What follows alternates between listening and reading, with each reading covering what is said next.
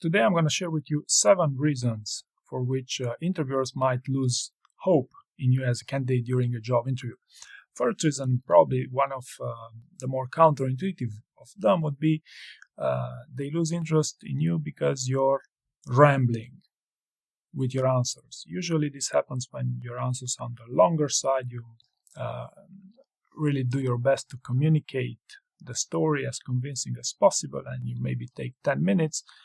If you don't really make sense, if you don't know, very few people can make sense for 10 minutes straight in a job interview.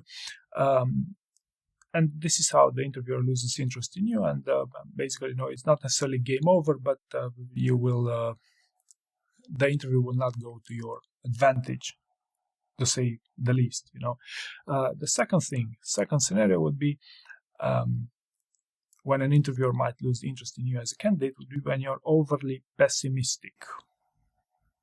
Okay, so usually when people are stressed out, they have a stress problem, they tend to be pessimistic.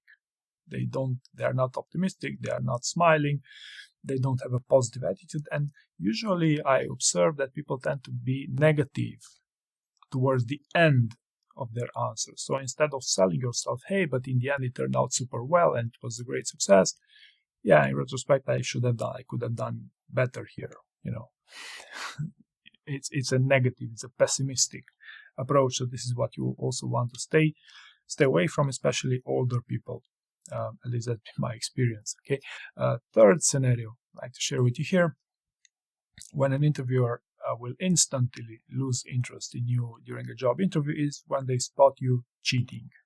Okay, simplest example, when you use AI rewarded answers that you're reading from your computer screen. This does happen quite a lot, and it's not rocket science to spot an AI answer nowadays. Okay, number 4 here. Another common reason why someone might lose interest in you during a job interview is because you're using one of your weaker stories with them. Okay, now to explain myself here clearly, so it's not as if you wouldn't have a good answer, but for various reasons, maybe you don't understand the question, maybe you don't know how to read between the lines of the question, you tend to give a story that is not the best one to fit for that specific answer. For example, if I'd ask a engineering manager, I just work with one engineering manager, tell me about the time you failed to complete something on time.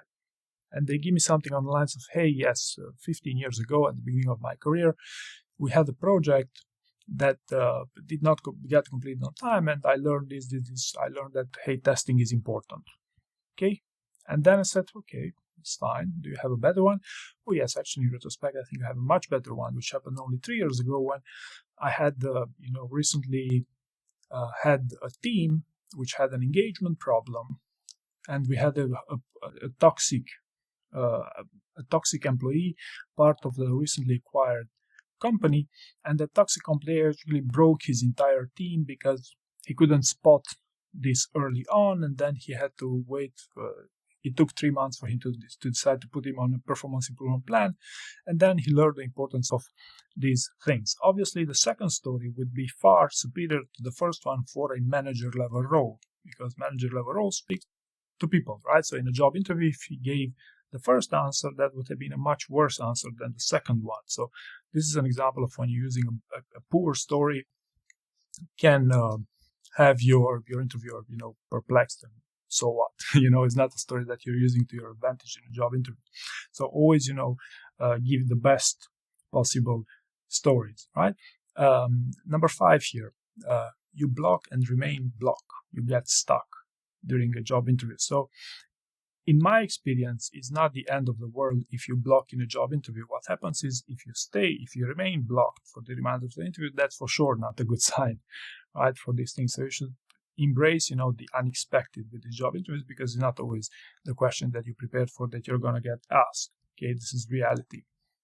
And if you remain blocked for the remainder of the interview, you can imagine how your interviewer loses interest in you. This is my point here. Number 6, monumental or fatal mistakes. This primarily happened due to speed. It's like driving a car, speed kills. Same thing during the job interviews. I have countless examples of executives doing monumental mistakes during the job interview on the idea that, hey, if I hurry up, I show engagement and energy and I will convince them and whatnot. No, this in reality never happens. Speed in job interviews does not help with engagement. The faster you answer doesn't mean your interviewer will become more interested in you. In the same way that the slower you answer, it doesn't mean that the interviewer will lose interest in you. No, it's quite the opposite.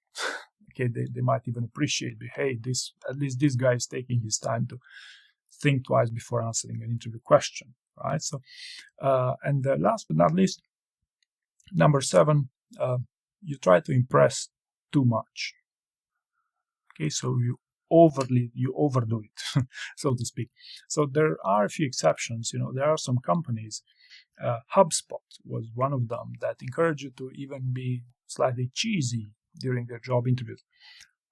Personally, I found that if you overdo it, or at least when someone overdoes it in a coaching sessions, who try to be all smiles and literally trying to impress, it's not always you're not always communicating the idea that you actually wanted to transmit there. So don't overdo it. Just have a maybe down-to-earth approach to these job interviews. Be cautiously optimistic, and you'll be fine. So this would be my top reasons why an interviewer would lose interest in you in a job interview. Hopefully you found this useful, and thank you very much for watching.